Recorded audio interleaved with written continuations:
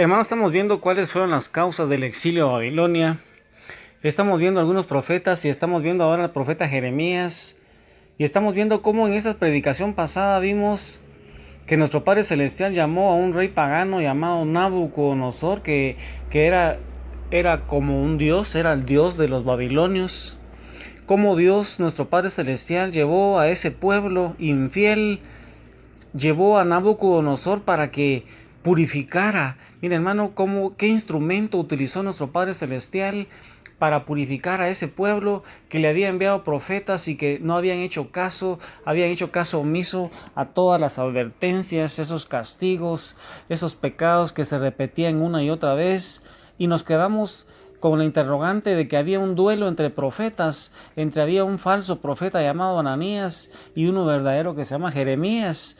¿Y qué hace Jeremías, hermano, ante esa acción de Ananías, que decía que no había que someterse a Babilonia, y el padre había dicho que sí tenían que someterse a Babilonia? Y para mostrarlo, este profeta Ananías se atrevió a romper ese yugo de madera que Yahvé había hecho que había hecho poner a Jeremías como un símbolo de cómo iba a ser esclavizado ese pueblo por Nabucodonosor, por los babilonios, y que tenían que dejarse sujetar por ellos. De otra manera iban a ser castigados. Y entonces teníamos un duelo entre profetas, entre uno falso y uno verdadero. Y yo te pregunto, hermano, antes de que busques, hermano, en tu Biblia, Jeremías 28:7 en adelante, y te fijes ahí, ¿qué hace Jeremías, hermano? ¿Qué es lo que hace? ¿Cómo le responde a Ananías? Y con esa visión, hermano, con ese pensamiento, yo quiero que tú entres a leer Jeremías 28:7 en adelante, y la palabra de Dios va a decir así.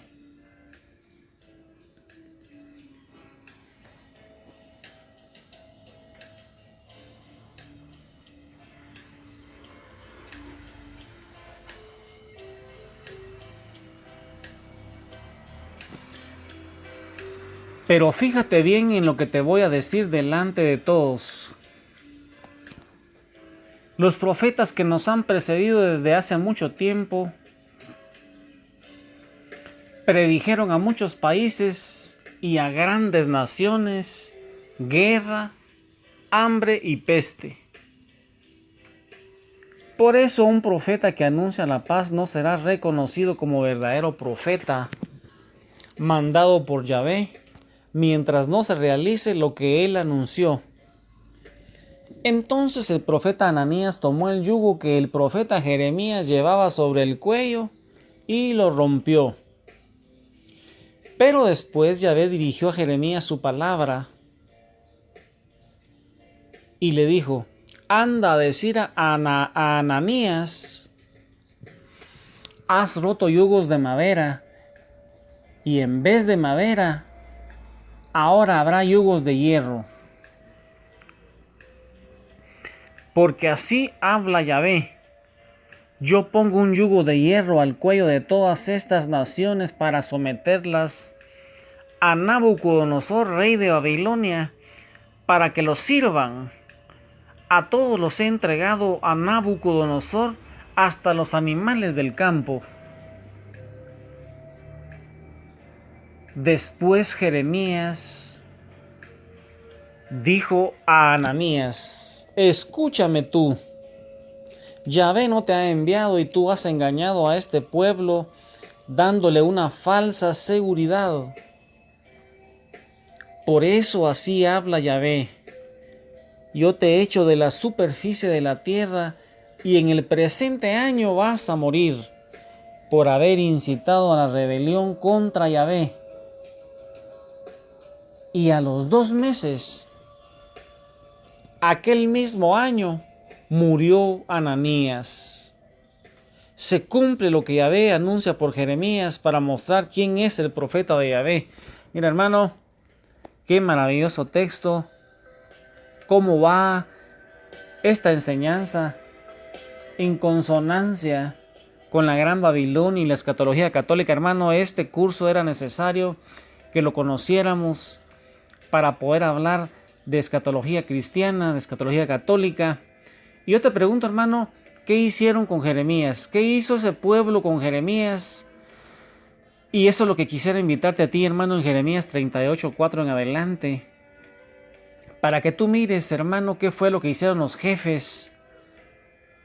¿Qué le dijeron a Jeremías? ¿Cómo se apoderaron de él? ¿Cómo lo echaron en un pozo? Y cómo un etíope, como un oficial de otro país, hermano, que había echado a Jeremías en el pozo, fue al encuentro del rey y le habló. Y eso es lo que vamos a proclamar en Jeremías 38:4. Mira cómo ese pueblo está tratando a un profeta verdadero y está a favor de ese profeta que les decía solo cosas lindas y no les anunciaba las calamidades que se merecían por sus infidelidades. Y eso, hermano, es figura de lo que está pasando en estos tiempos también. Quisiera que meditaras ese texto pensando que esa es figura de lo que ahora está sucediendo en nuestro país, en nuestra iglesia. Y aquellos jefes dijeron al rey: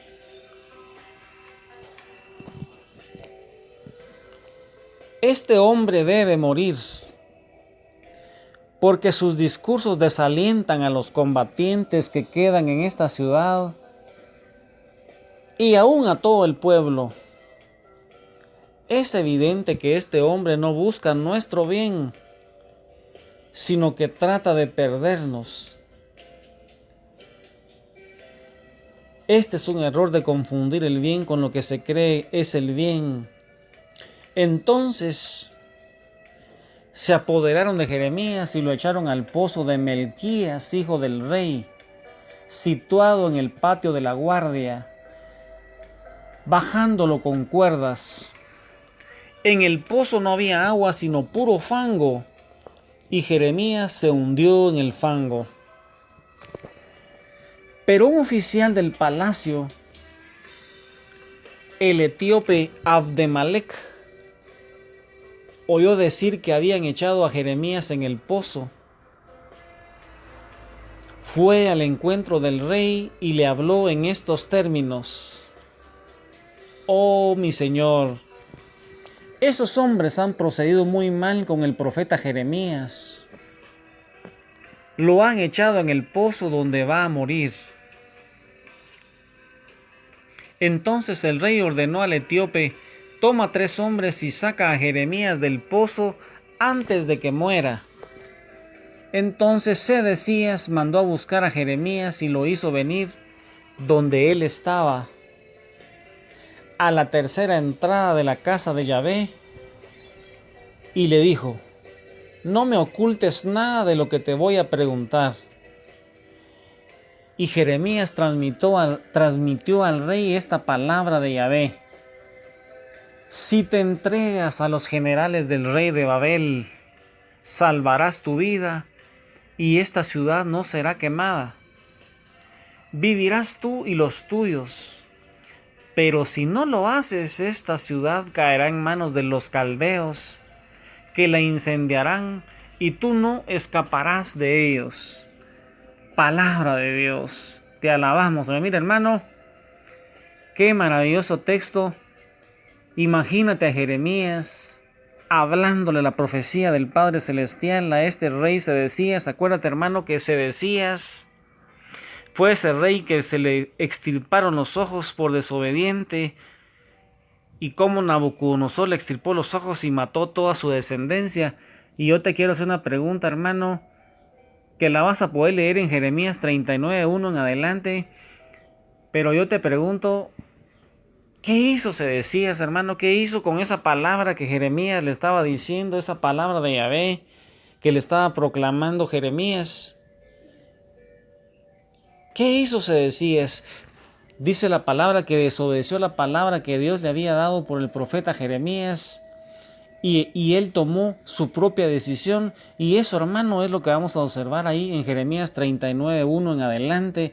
Y la palabra de Dios dice así: el año 9 del reinado de Sedecías, rey de Judá, y en el 10º mes del año, Nabucodonosor, rey de Babilonia, volvió con todo su ejército contra Jerusalén y la sitiaron de nuevo. 2 años después, el día 9 del cuarto mes, abrieron una brecha en la muralla de la ciudad. Cuando Sedecías, rey de Judá, y todos sus soldados los vieron ahí, huyeron de noche. Pero las tropas de los caldeos salieron en su persecución y alcanzaron a Sedecías en los llanos de Jericó. Lo tomaron preso y lo llevaron a la presencia de Nabucodonosor, el cual lo sometió a juicio. El rey de Babilonia mandó degollar a los hijos de Sedecías ante sus propios ojos. Y lo mismo hizo con todos los nobles de Judá. A Sedecías le sacó los ojos y lo envió encadenado a Babilonia. Palabra de Dios, te alabamos, Señor. Mira, hermano, con María Santísima, la madre del Mesías, la madre del cuerpo de Cristo, la madre de la iglesia que acabamos de celebrar, esa festividad después de la Pascua, haciéndole caso a ella, que tenemos que rezar el rosario, que es la cadena que va a atar al enemigo, obedeciendo la palabra de Dios, meditando las escrituras al lado de María Santísima, que es la capitana del ejército de la iglesia, y que nos dice que no tengamos miedo, que no nos preocupemos, que ella va a hacer de nosotros un ejército dirigido por un montón de sacerdotes que van a formar el movimiento sacerdotal mariano.